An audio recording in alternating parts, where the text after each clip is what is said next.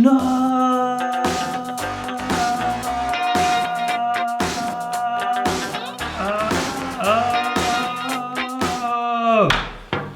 Hey, what happened? Well, you remember the video we did last week? Yeah? No views. Surely Dad watched it. Not even one. Not even Dad. Nope, Dad didn't even watch But we it. watched it. Am I the only one who checks the analytics? Okay, so what are we doing this week? Well, seeing how our last video tanked, I think we make an epic video. I'm thinking GoPro, drones, some slow-mo. Ooh, car chase. Fight scene. Oh, let's blow something up.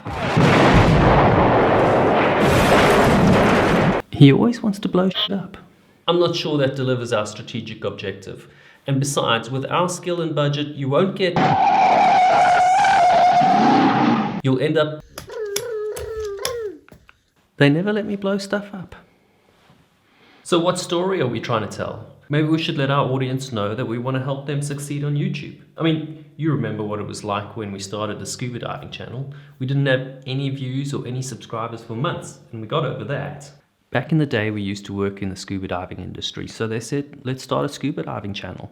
I told them it's a really small market and nobody spends any money in the diving industry. I'm not sure anybody really cares who we are and that we've built a tiny channel in a scuba diving niche with only 10,000 subscribers, or that we want to use that as a platform to build a larger channel in a more profitable niche. I think they really just want to know how they can do it themselves. Okay, so we make a sick video with some creamy B-roll and tell people how to make it themselves. He's always going on about creamy B-roll. First off, don't say that. And I think Peter's got that covered.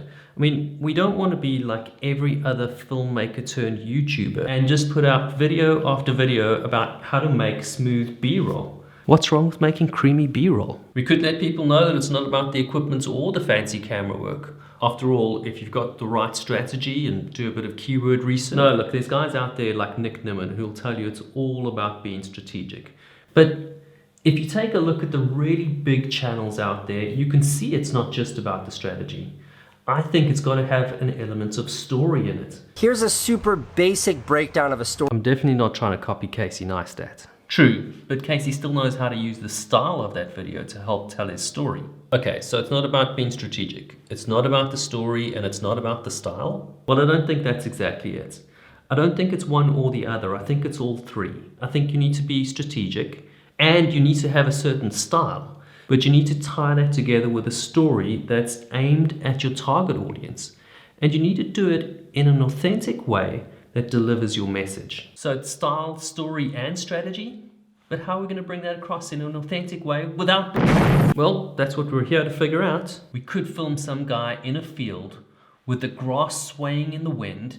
We could slow it right down. We could shoot it in slow-mo. I'm thinking 120 frames per second. For fuck's sakes, nobody wants to see a guy walking in a field. No, let's stand in a room with a mirror ball and tell people to research targeted keywords. All those YouTube gurus have got purple lights and mirror balls. Or we could film it behind the scenes on our process. You're kidding. You're saying film one of these planning meetings? I say we hire a car and we... I think we're getting off track. The most important thing is to answer specific questions that our audience are asking. We don't have an audience. We've just started this channel. I think we've got 5 subscribers, and I'm pretty sure 3 of those are us. Okay, look, I've got a meeting with the location scouts. Why don't we get together later and bring some fresh ideas? We'll definitely get more subscribers if we blow some shit